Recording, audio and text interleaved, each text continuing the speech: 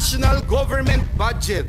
Ngayong taon po, 2024, mas mataas po ang inilaan na budget ng Kongreso para sa DPWH alone.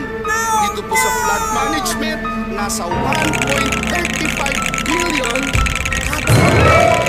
Meron po ang DENR, meron din po ang MMDA, meron din po ang Pag-asa, meron din po ang Climate Change Commission.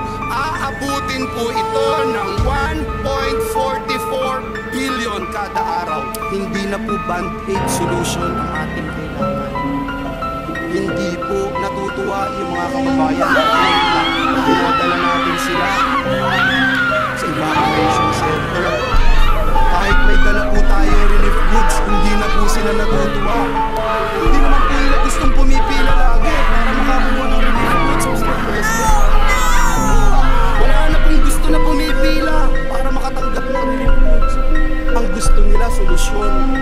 Hanggat wala po tayong klarong solusyon o master plan, mananatili